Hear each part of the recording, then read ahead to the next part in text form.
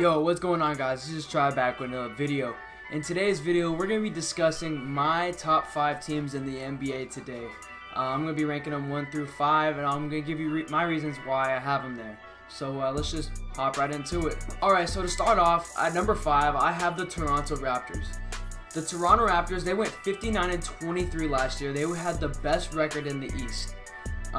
They had guys like DeMar DeRozan, they had Kyle Lowry, they had a great supporting cast, but now they made the big trade of the offseason. The Toronto Raptors traded for Kawhi Leonard and Danny Green. They gave away DeMar DeRozan, a role player, I'm not sure, I can't remember who his name was, and a first round pick, I believe, a first or second round pick. That was the trade of the offseason. Their starting 5 now is Kyle Lowry, Danny Green, Kawhi Leonard, Serge Ibaka, and Jonas Valanciunas, which is very, very good. It's a very good starting 5. Probably one of the best in the league. They have depth. I think they have the best depth in the league overall, and they had the best record of the East. Do I think that there's a team that could stop them next year? Yes, I do believe there's one team there also in this list. It's probably the other Eastern Conference team that you see here. It's the Boston Celtics. We'll get to them. Number 4, we have the Los Angeles Lakers. The Los Angeles Lakers went 35-47 last year.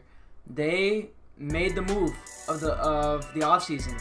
They didn't make the trade. They made the signing of the offseason. They signed the best player in the NBA, LeBron James. They have a young core. Lonzo Ball, Brandon Ingram, Kyle Kuzma. Kyle Kuzma is probably the steal of the draft last year. They have a very young coach in Luke Walton. Luke Walton's not bad. I mean, he did pretty well with them last year. I mean, 35-47 is not too bad for a team that was probably supposed to be worse than what they did. They have a big fan base. They have a very great front office. Magic Johnson is the man running the spot up there. He's the guy who probably convinced LeBron James to come to LA. I think they're gonna be pretty good this year. I think they're a top 5 seed.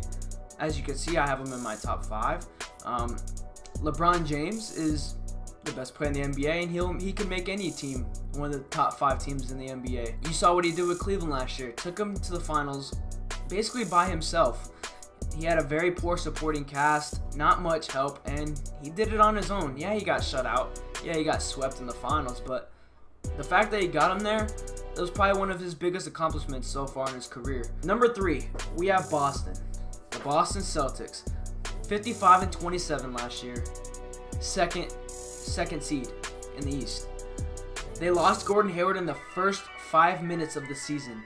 One of their best players. Gordon Hayward, probably a top 20 player in the NBA today. Kyrie Irving, Jason Tatum, Jaylen Brown, Gordon Hayward surrounds their best players. They have great depth. They have a great bench. Guys like Marcus Smart, Terry Rozier. We saw what Terry Rozier can do when Kyrie was hurt. That was also another guy who was plagued by injuries, Kyrie. Kyrie and Gordon Hayward were both hurt in the playoffs. Jason Tatum and Jaylen Brown had to carry them, and they ended up losing in the Eastern Conference Finals to LeBron James and the Cavs. I think they have the best coach in the league. They have Brad Stevens. Some people would say Greg Popovich is probably the best coach, but in my opinion, I think it's Brad Stevens. Brad Stevens has shown that ever since he's stepped into the NBA and become a head coach for the Celtics, they've been nothing but great. Look what he did with Isaiah Thomas. Isaiah Thomas, in his system, averaged 30 points a game. And now Isaiah Thomas is getting paid $2 million a year with the Denver Nuggets to be a bench player. Shows you how good of a coach Brad Stevens really is. Number 2, I have my Houston Rockets. The Rockets went 65-17 last year. They lost in the Western Conference Finals to the Golden State Warriors, who are number 1.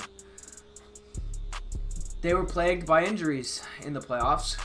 Chris Paul got hurt in Game 7.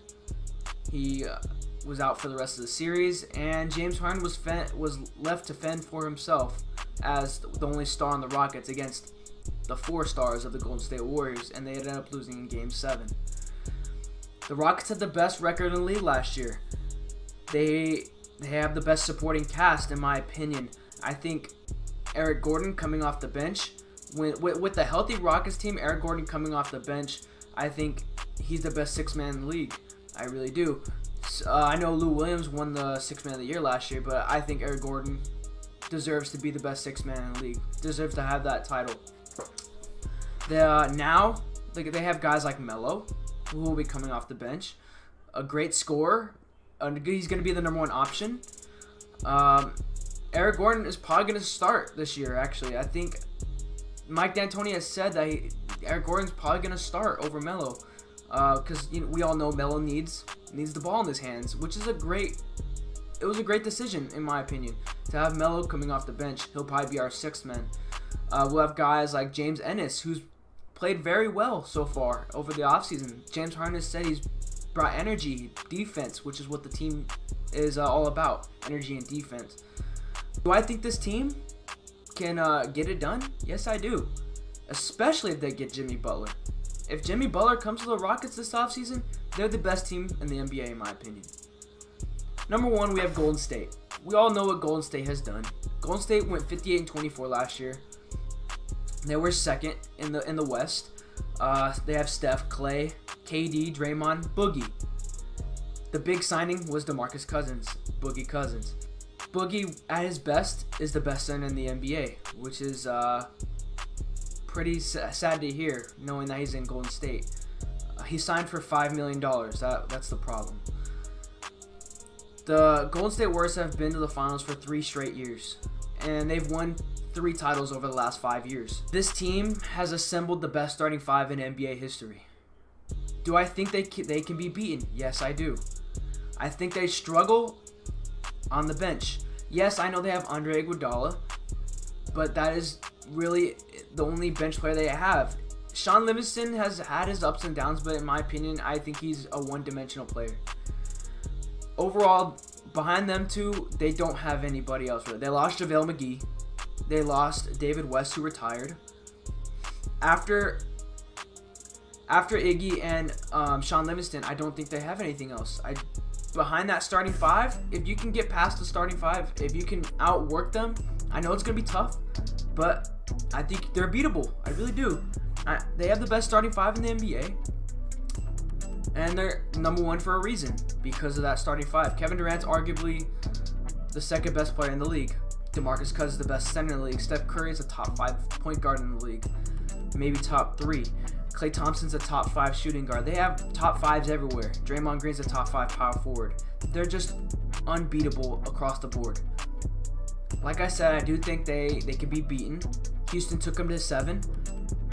If Chris Paul's healthy for game 5 through 7, I think Houston wins that series, and I think Houston is our NBA champions of last year, and I think they're defending the title. Overall, that was my 1 through 5 of the best teams in the NBA. I think things could shift depending on how the rest of the offseason pans out. I think Houston could overlap Golden State for number 1. But right now, as it stands, Golden State number 1, Houston number 2, Boston number 3, the Lakers number 4, Toronto number 5. Let me know down in the comment section what you guys think the top 5 teams in the NBA are. Don't forget to leave a like and subscribe. Don't forget to hit that bell notification to get notified whenever I upload a brand new video. And I will catch you guys later. Peace.